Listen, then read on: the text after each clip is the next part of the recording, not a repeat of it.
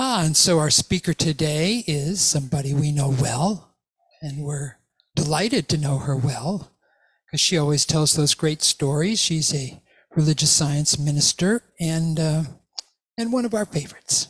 It's Reverend Jan Limberg Morgan. Come on up here, Jan.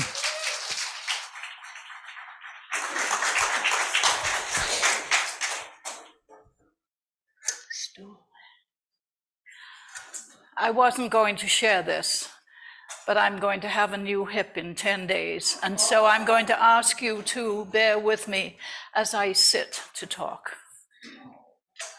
I'm so enthusiastic about it. I just can't wait. I'm good. I have my talk, but I have several things I must say. Karen, that song was exactly what I needed as I was sitting there. It was just what I needed to bring me down. Because when I walked in the door this morning, the first thing I saw was Karen after I spoke to the beautiful Lynn Marie. And the first thing I saw was Karen. And then Jimmy right behind her. Now, I won't try and add up years, but we go back a long way. A long way. And I was so thrilled to have them here for me to talk. If you wanted to see enthusiasm, it was me. I was in tears. I was all over. And then I had so many people come up and tell me, "We're so happy to see you. I can't wait to hear you talk." And that feels so good. That feels so good. I feel so accepted and so at home. So to all of you, thank you. As I was looking at my interpretation of enthusiasm, out of all of the synonyms, I came up with 3-4 words that really are my definition, and that is joy, passion, dedication, and exuberance. You know, I can use any one of these words and it equates to enthusiasm. You know, singing has brought me joy since I was a very small child. And I'm very grateful for the opportunities I've had to express myself through music. I'm a member of and the announcer for the Kindred Spirits chorus. And I'm incredibly grateful that despite all the changes of maturity, my ability to sing doesn't seem to have been diminished. Because music is happening in the now. There's no past or future when you're singing. The energy, the emotion, the focus is right here and right now. And that's the thing about joy, that other word for enthusiasm. It's right now. It's in your face. It was in my face coming in the door, and nothing else mattered. It can hit you quiet, steal up quietly and surprise you, or it can come in a rush of enthusiasm, and maybe some tears and some laughter thrown in, which I definitely had this morning. When you have a passion for something, you don't need an excuse to indulge it. Take a moment now. Think about an experience of doing what you love. You lose track of time. Do you? I do. I'll be doing something I love and I look at the clock and go, "Oh my gosh, I've got to hurry. I've got to be thus and so." Most of us were trained to believe that life will be fun someday. If you work hard, on your weekends, when you retire. We're taught to be careful, to curb our enthusiasm, to use our quiet voices. You notice I'm doing that right now. For heaven's sake, don't slurp your soup or talk to strangers or indulge in unbridled joyful behavior. We were told that most of life isn't fun, but that's okay. because there'll be enough fun times in the future to make up for it. We were taught that if we worked hard, slogged away at our degree or other projects, we would someday earn the fun times. Nobody told us that if we followed our passion, our enthusiasm, we could accomplish great things. No one mentioned that life should be enjoyed right now, all the time. I know I'm famous for my stories.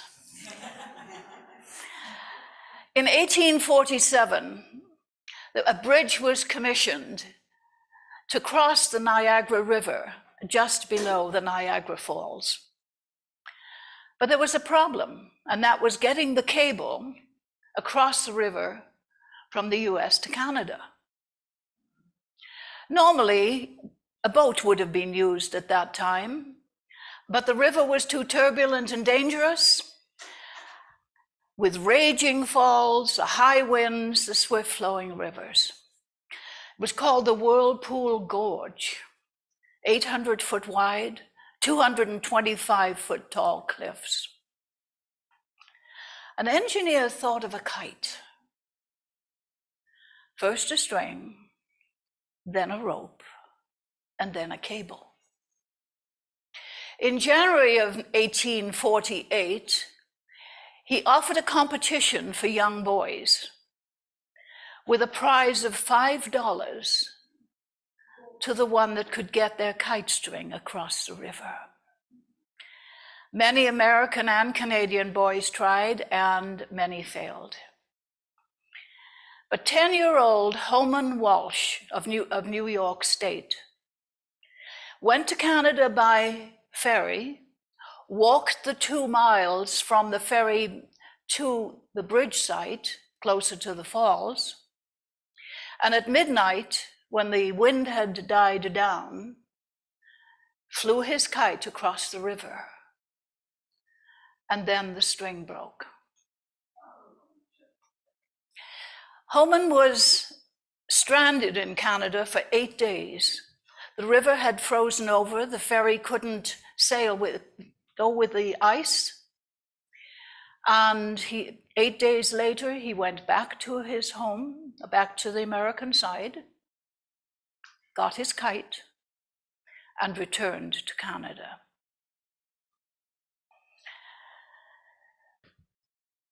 The kite, by the way, was named the Union. So he tried again, waited till nighttime, till the wind had gone down, flew the kite across the river, and it was successful. The engineers used several weights of string, one after the other, then several weights of rope, and finally that necessary cable that was needed as the foundation, as the basis for building the bridge. And the bridge was completed in July of 1848. Holman literally changed the world for both countries because of his enthusiasm for kite flying. A boy's enthusiasm led to an incomparable engineering feat.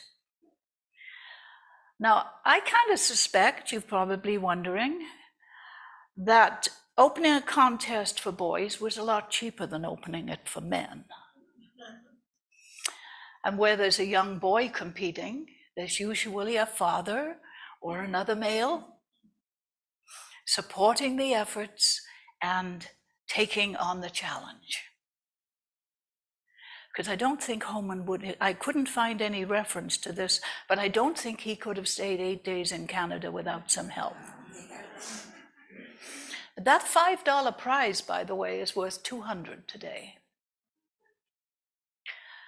And another aspect of enthusiasm that I mentioned was dedication. Now, we don't always observe people who are dedicated and perceive that their behavior radiates enthusiasm. But dedication in and of itself requires a deep desire to accomplish what one sets out to do.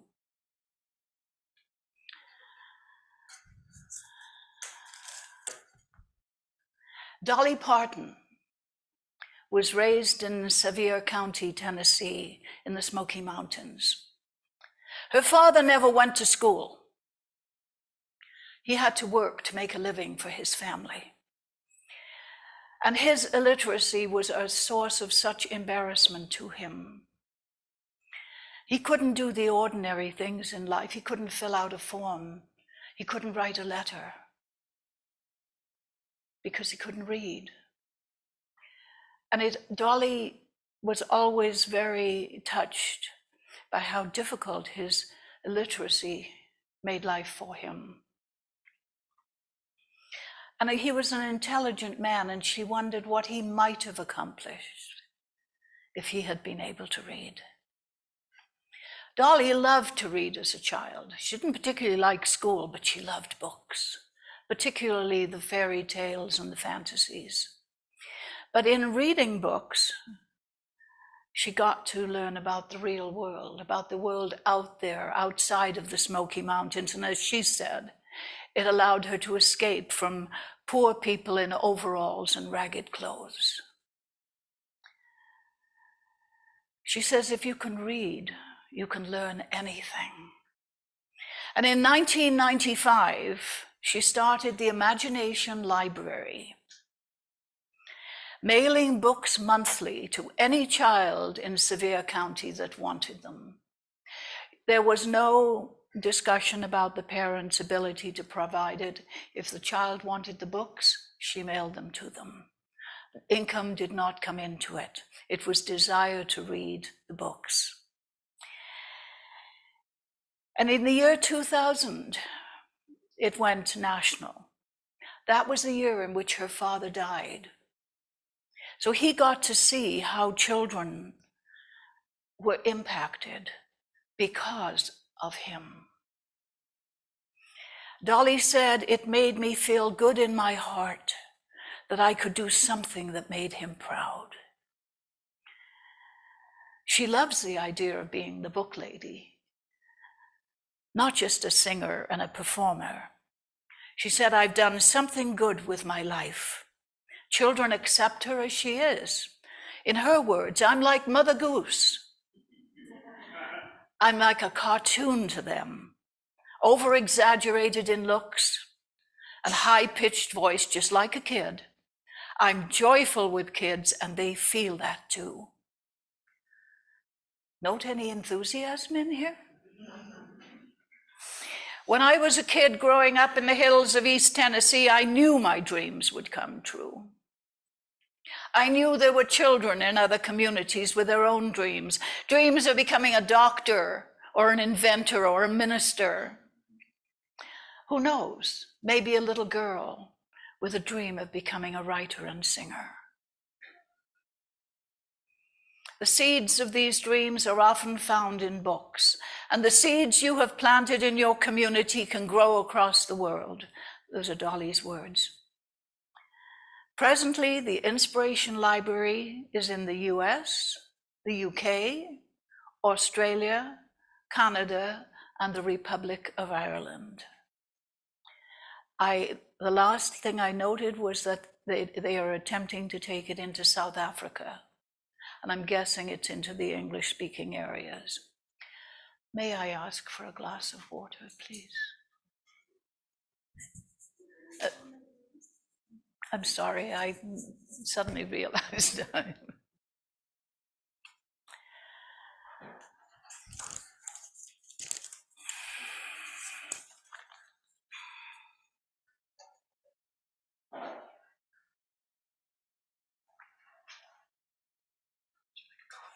Thank you. No, I'm good for that, thank you.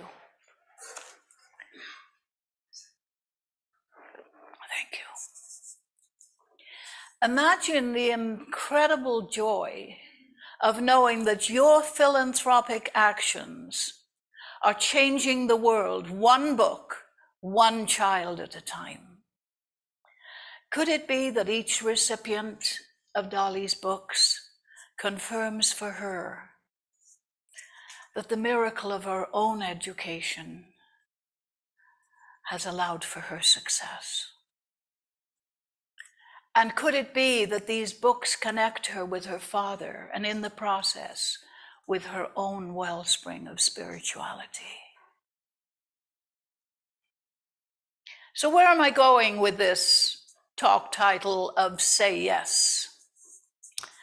I have a very personal story to tell you, which I think will make it clearer.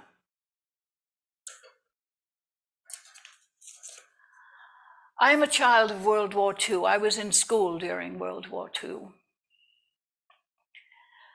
And I've had a deep fear of fire ever since, or had a deep fear. We would sit in the attic window after the air raid siren had shown us that the all clear. We would sit in the attic window and we could look out across the horizon to the city of Swansea, which was a very important port, exporting steel and importing other things, and was the focus of bombing. And we would sit and watch the fires burn. Ironically, our source of heat in our homes was coal in a fireplace. But my fear was of fire outside of the fireplace. I cleaned the grate, I built the fires, kept the fires going. That was fine in the grate. In the summer of 1991, Edwene Gaines came to Unity of San Luis Obispo. And she was promoting a retreat that culminated in a fire walk. Something called me, and I decided to attend the retreat. It was held on the Labor Day weekend of 1991. So on that weekend, my partner and I went to Lookout Mountain, Alabama. Beautiful place. And on the third day of the retreat, I can't tell you much about the rest of the retreat, but on the third day, the fire walk was scheduled. We prepared for it. We were given instruction on what and what not to do. And when we were ready, we walked barefoot, holding hands in a circle in a pasture. The fire pit was in the middle of the circle. And when we were ready, we were to step out of line, approach the fire pit, and walk across the coals.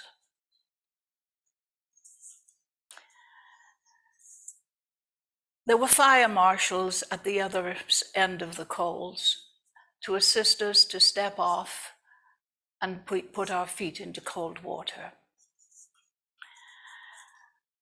And there's no way I can express what I felt the first time I walked. I was filled with such a euphoria. I just couldn't, I can't describe it. And I went back in line, and altogether I walked 6 times across those coals. Like each time I had to confirm I can do this. Bert Carson, Edwene Gaines' husband, was one of the fire marshals. There were 2 of them.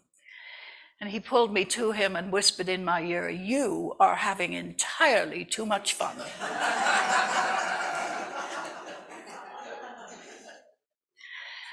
I can't tell you the level of aliveness or of sheer joy of living that experience gave me. We couldn't sleep, so we walked through the forest, which was an extension of the fire walk. In the dark, couldn't see anything, but we could feel the life around us. We knew that we were not alone, that there were animals around us. And it was just this incredible feeling.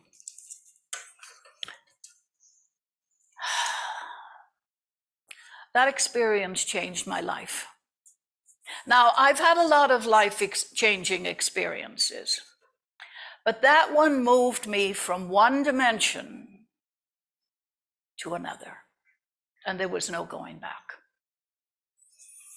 Because from then on, if you can walk on fire 6 times, you can do anything.